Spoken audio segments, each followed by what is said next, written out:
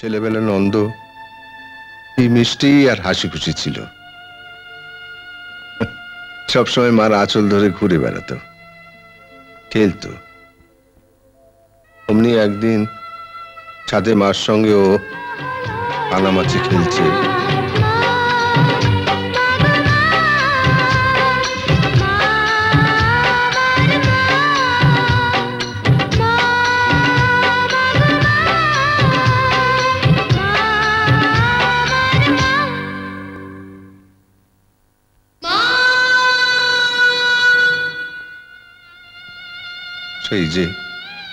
সেই দিন মা বলে চিৎকার করে নন্দ চুপ করে গেল।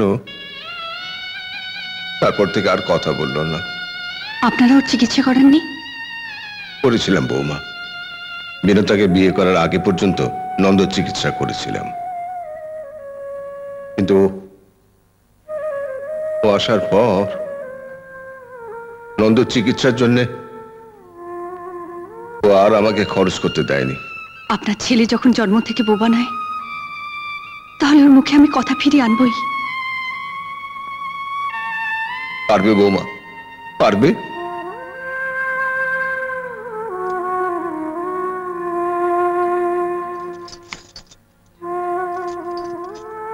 আপনি আশীর্বাদ করুন বাবা, আমি ঠিক পারবো। আমি প্রাণ ভরে তোমায় আশীর্বাদ করছি মা, আর ভগবানের কাছে প্রার্থনা করছি সাবিত্রীর নামটার তুমি যেন সম্মান রাখতে পারো। তুমি জয়ী হও মা, জয়ী হও।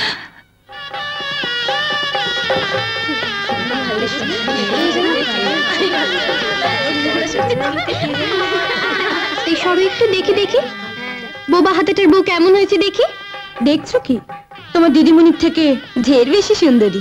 দেখবো দেখবো এরূপ কতদিন থাকে, আসুক না দিদিমণি বউ হয়ে, ঝামা দিয়ে ঘষে দেবে ওই রূপ। ঠিক আছে ঠিক আছে, এখন গিয়ে দিদিমণির ফারমাস খাটো। বুঝলি বৌদি, আমার ছোট বৌদি হয়েছে লাট সাহেবের নাতনিটি আসবে, এটার সব সময় ঝি।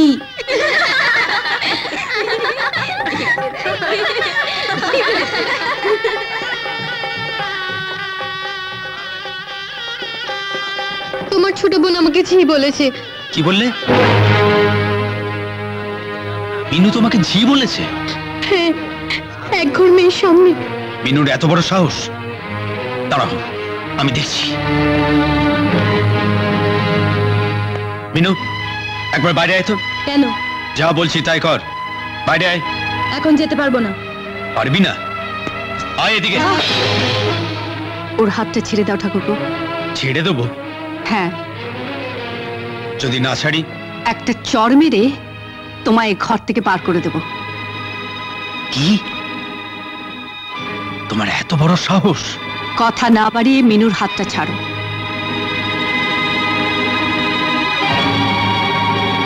ঠিক আছে, আমিও তোমায় দেখে নেব। হ্যাঁ হ্যাঁ, তৈরি হও। কাল ভোর থেকেই দেখা যাবে কে কাকে দেখে নেয়। বৌদি, ছোটদা এক্ষুনি ছুটবে মা বাবার কাছে নালিশ করতে, আমি বরং বাবার কাছে গিয়ে বসি।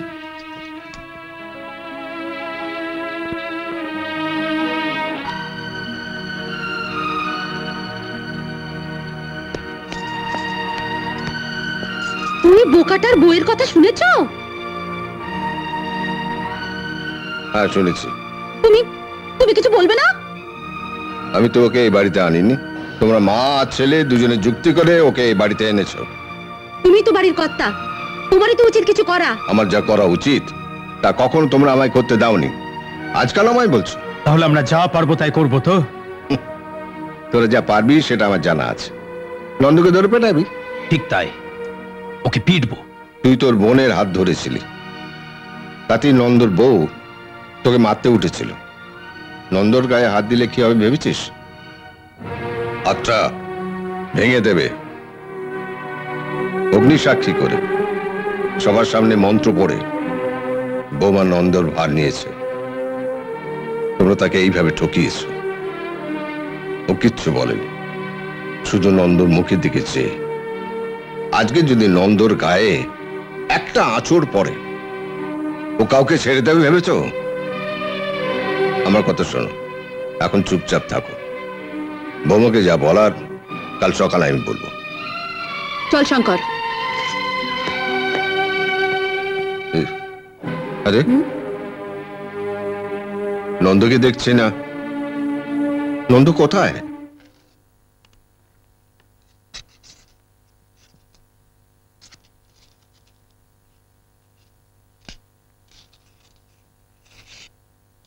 কিরে, মাসে কত টাকা রোজগার করিস যে ভিখারিদের খাওয়াচ্ছিস?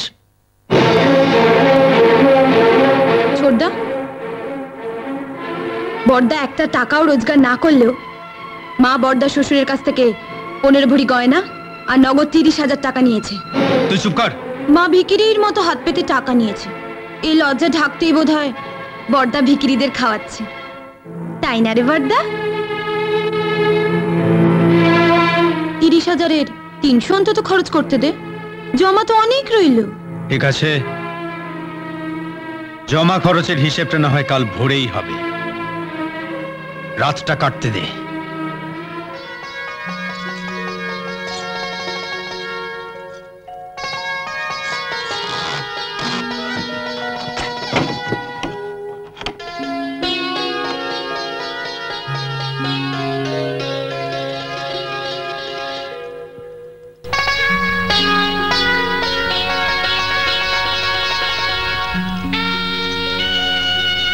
সন্ধ্যেবেলা থেকে তোমায় একবারও দেখলাম না, কোথায় ছিলে তুমি?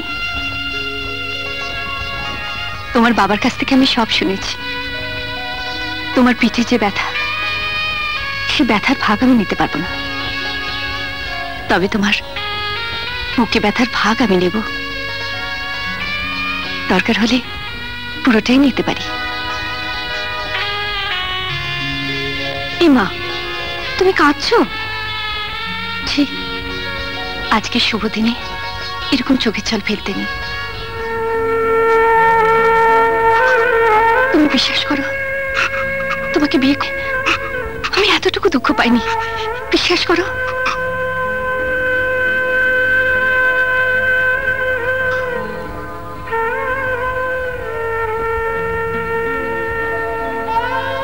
ছোটবেলা থেকে আমি শিবের মাথায় জল ঢেলেছি, শিবের মতো বর পাবো বলে। আমি তো তাই পেয়েছি। ঠাকুর কি কখনো কথা বলে?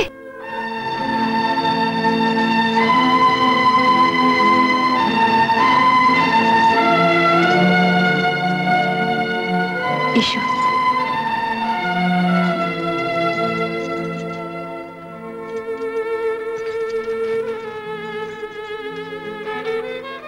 তোমার বাবার মুখে শুনেছি তুমি বিয়ে করতে চাওনি,